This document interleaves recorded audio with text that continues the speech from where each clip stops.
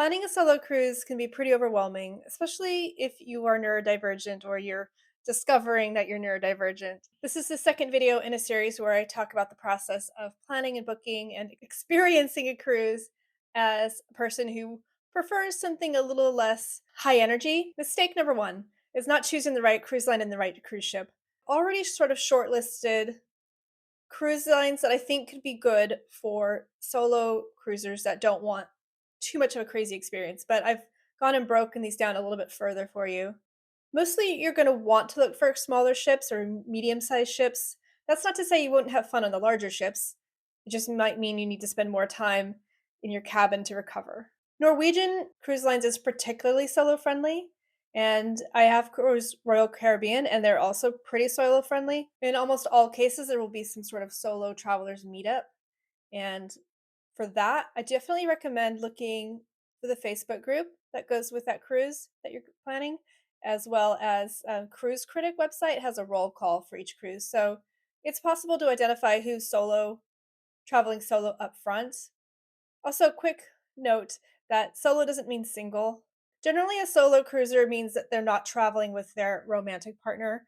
I know that I've also met other solo cruisers who were traveling with friends or family, but because they didn't have their romantic partner with them, they joined our group, and it was awesome. I also broke the ships down into what I believe are their energy profiles, and then by energy I mean like crowd size and amping everybody up and woo, that type of thing, which I really don't like. And ever since I've been in Britain for so long, it's a really uncomfortable feeling to have them try to like whip the crowd into excitement. So I avoid that. But that said, I think and of course there's going to be exceptions to every rule, because I just realized that I have Virgin as more of a high energy place, but it's yeah, okay. Well, we'll see. But in the kind of higher energy, higher noise category, I have Virgin, Royal Caribbean, and Norwegian. And in the balanced category, I have Princess and Holland America. And in the calm category is Virgin Ocean. In terms of ship sizes, Princess, Royal Caribbean, and Norwegian, their ships are anything from medium to large. And of course, Royal Caribbean has the mega ships.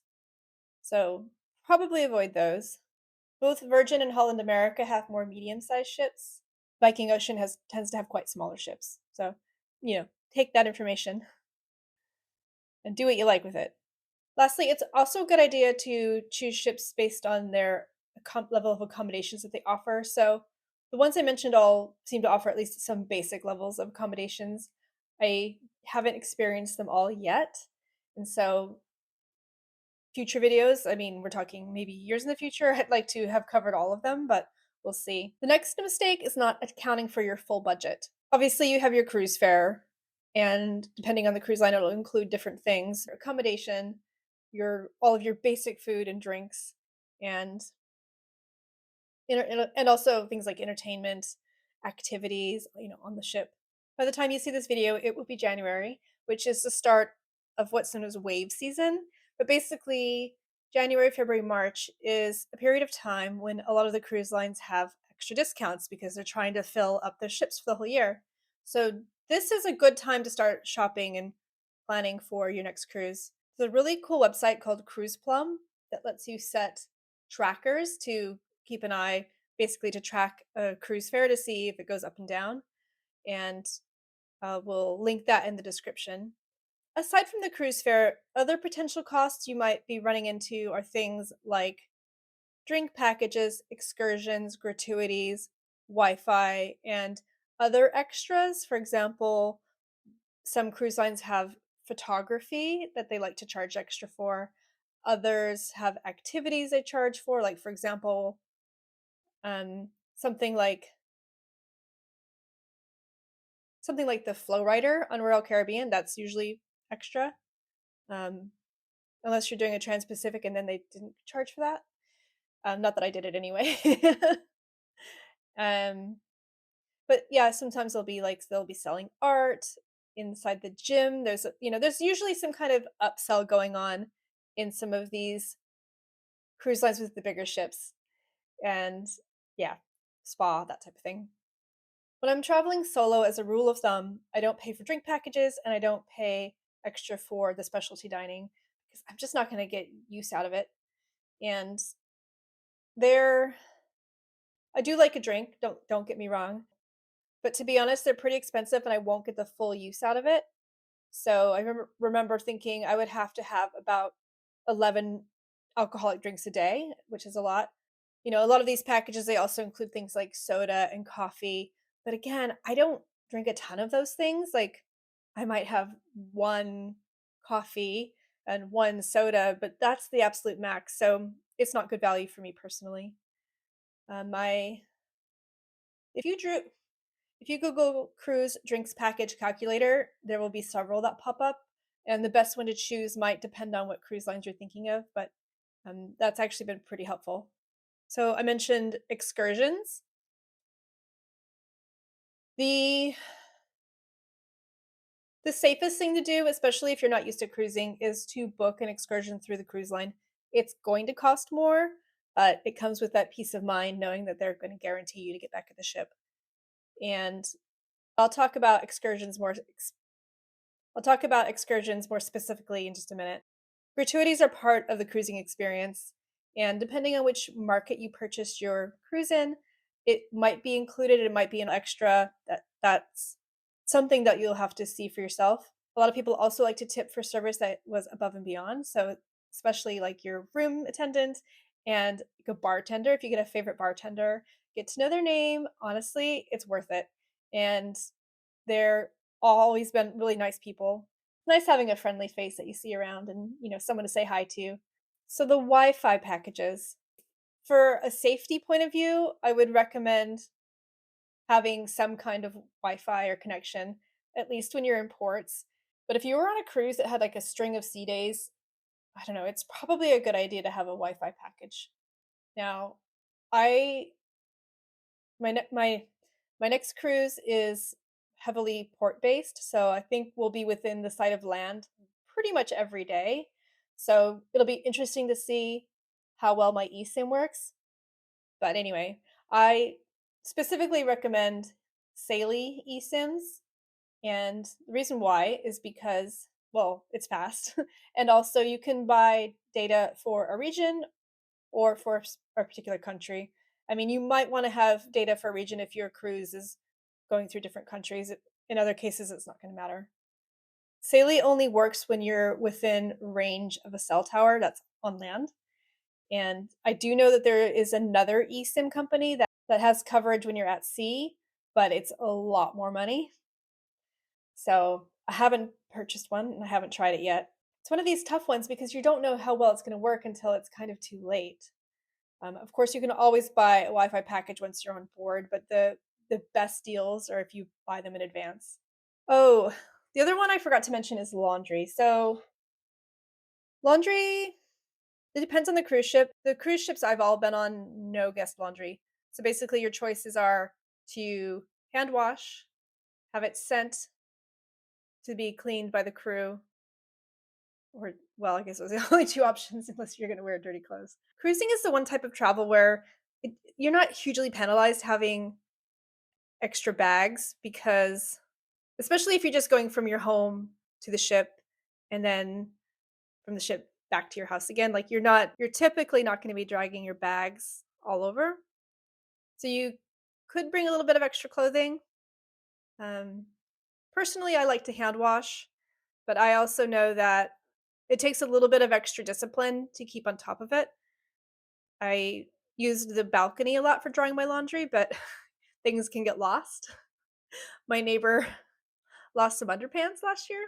And the other thing is that there's always plenty of storage for suitcases that just go under your bed in your cabin. So, from that point of view, yeah. Right, so let's talk about Cruiseplum. I'll just give you a quick overview.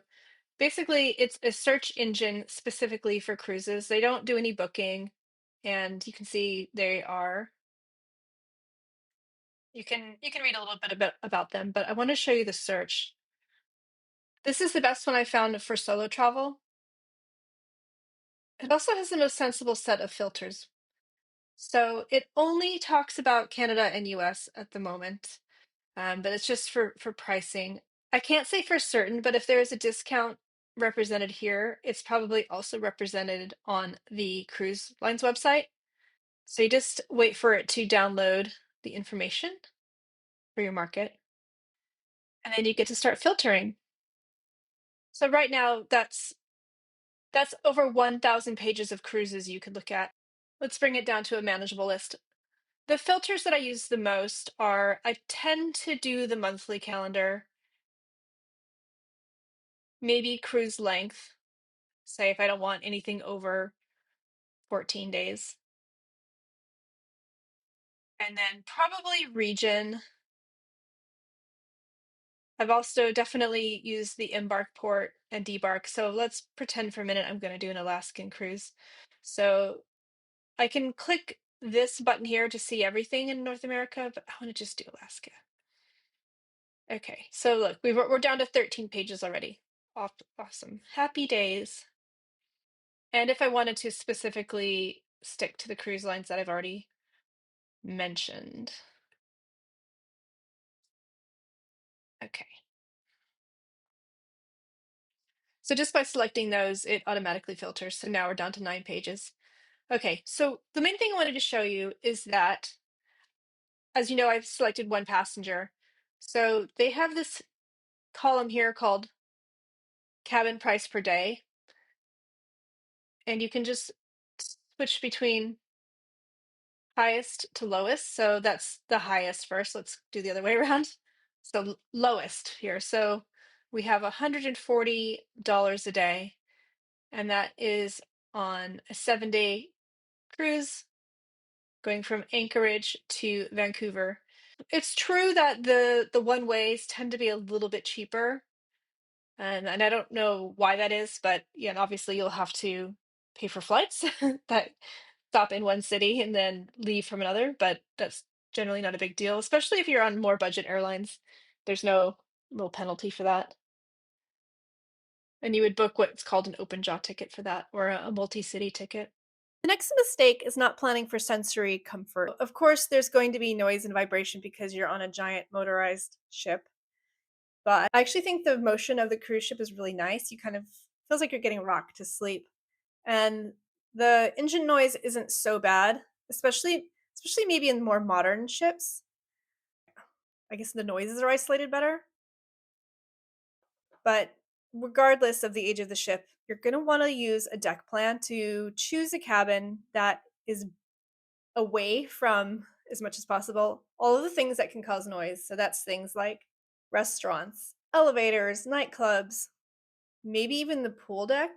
I remember, I don't know, I was under one and you could hear like this scraping noise, and I couldn't work out if it was maybe them moving the sun loungers around while they were cleaning. I'm not sure. Avoiding being directly below a high traffic area is probably a good idea, or I guess you could be above a high traffic area. Generally, if you pick a cabin that's buffered above and below by another layer of cabins, you should be pretty good. If you're concerned about motion sickness, for the most part, the well, first of all, the ship has stabilizers, and second of all, they're avoiding any high movement anyway. I think it's just better for their overall fuel efficiency. That said, it's not impossible. I definitely recommend having something like these little pressure bands that they sit over pressure point, and that they definitely help reduce nausea. And then the like candied ginger or ginger candies, anything like that is also really effective. I have taken the anti-motion sickness tablets, but they personally make me drowsy, so that's not a solution unless I want to sleep or have a nap. I would also definitely bring your noise canceling headphones just in case. A weighted blanket's probably not a bad idea, especially if you're planning to have extra sized luggage. One thing I'm bringing with me, which is a bit silly, I probably could have bought it when I got there, but is a travel mug, because I'm just assuming I might not have a tea kettle in my room. So being able to just grab like a coffee or a tea from the buffet and then take it back to my room I think sounds pretty great. But I will ask sometimes in the past, I have gotten either a coffee maker or a tea kettle. It kind of depends on what their supply is. And yeah, obviously avoid the busiest times for dining and the buffet. And I think that's going to just vary. And it might even vary based on what the ship is doing that day. And if I mean, it's also worth pointing out that if everyone gets off the ship for an excursion, it's going to be quieter on the ship, so bear that in mind. I like to have a look at the cruise's daily planner, and they're usually released the evening before, but even in the morning, just kind of getting a sense of like what I might want to do that day. I pick one thing is the thing that's going to like, probably sort of simultaneously fill me with joy and then suck the life out of me. And maybe like a backup item. There's been times where I think, all right, I'm going to go do this thing, and then I never get around to it, or I just miss it because, yeah, you have to like plan ahead because it can take, depending on the size of the ship, it can take a little while to get around. My plan is always to have enough downtime and create like a manageable itinerary. And like I personally haven't planned excursions for this next cruise. I'm just going to sort of see what happens on the day. I also know for a lot of the ports, I can just walk off the ship. So that makes it a little bit easier, which leads to my last but not least mistake, which is underestimating the importance of independence because you chose to travel solo. Part of that is just feeling comfortable in your own skin and not feeling that pressure to take part in every social activity. One of the big benefits of traveling solo is having port excursions because then you're basically in a group anyway. So even if you don't know anybody, you automatically have some people that you have this now shared experience with. I definitely recommend if you're going to do organized excursions to try to do them at the start and then you have people that you know and can bump into later on in the cruise. Sometimes there's an option to do smaller groups. I mean that might be something to look at. If you don't book with the cruise line, for example, maybe they sell out or maybe you found something that's very similar, then my recommendation is to not have planned excursions consecutive days in a row unless you definitely know you have the energy for that. Definitely take advantage of the solo meetups and the solo dinners. You might have access to like a solo cruise lounge. There might be some group dinners that crop up, but also don't feel obligated to go and socialize if that's not really your preference. I sometimes, yeah, I don't know. Maybe it's just me. I was pushing it and I was like, actually, not having fun. Definitely plan in recharge time, especially, right after an excursion. I know I've done some pretty long excursions and didn't even like, and there was, I know on days I've done longer excursions, I literally couldn't face a group dinner that night. So just had dinner by myself in the buffet and wandered back and had to walk around out on the deck and yeah, happy days, right? And then, after skipping the group dinner, going and doing something like trivia or some kind of games night is good because it's like I find that trivia and games are a nice balance between being social versus having to like really be social and having to make a conversation. So they're kind of like that nice medium mid ground for me, middle ground. I'm also looking forward to finding a ship that has a proper like book lending library. Just it's really nice to read, and of course I'm not gonna. I don't have a Kindle with me, so yeah, an actual paper book is always kind of nice. The next time you see me, I'm going to be on a cruise ship. The next video is going to be a checklist of all the things you should definitely do and you should definitely not do the first 24 hours once you board your ship. I will link that video here. And if you're seeing this and I haven't linked that one yet, then you'll be seeing another video that I did on cruising.